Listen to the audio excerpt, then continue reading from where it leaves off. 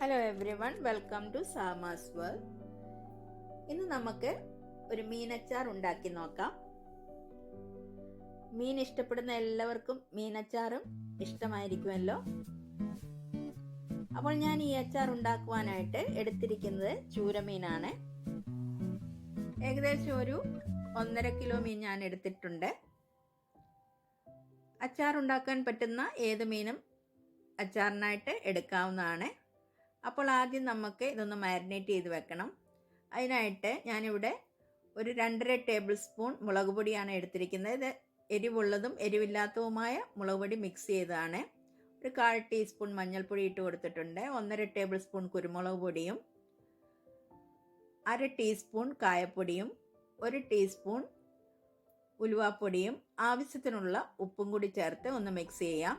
ഇതിലേക്ക് ഞാനൊരു 1.5 table spoon vinegar കൂടെ ചേർത്ത് കൊടുക്കുകയാണ്.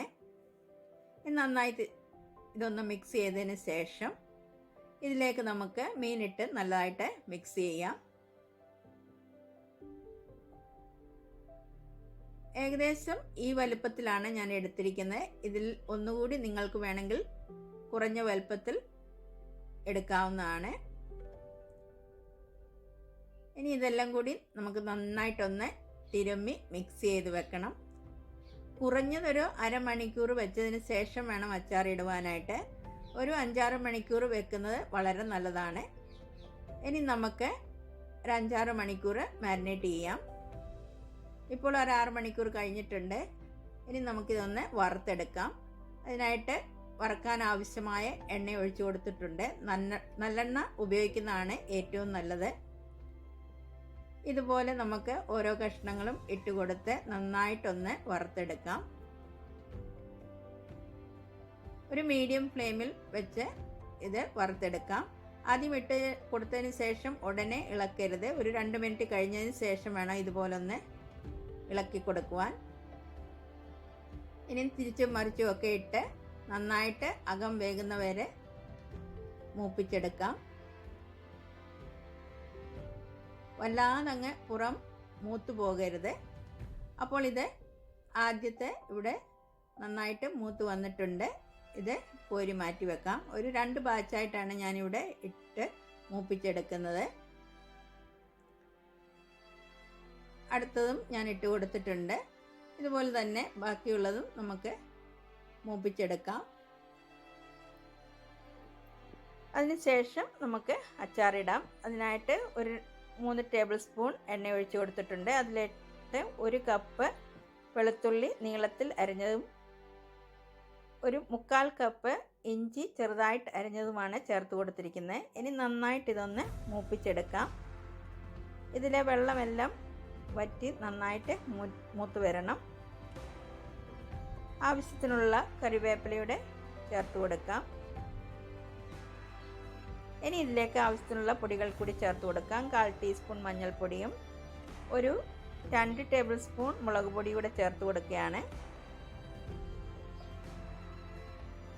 കുരുമുളക് പൊടി 1 ടേബിൾ സ്പൂൺ, 1/4 ടീസ്പൂൺ ഉലുവാപ്പൊടിയും 1/4 ടീസ്പൂൺ കായപ്പൊടിയും കൂടിയാണ് ചേർത്ത് കൊടുത്തത്. ഇനി ആവശ്യത്തിനുള്ള വിനീഗർ കൂടെ ചേർത്ത് കൊടുത്തിട്ടുണ്ട്. ഞാനിവിടെ ഒരു 2 ടേബിൾ സ്പൂൺ വിനീഗറാണ് ചേർത്ത് കൊടുത്തിരിക്കുന്നത്.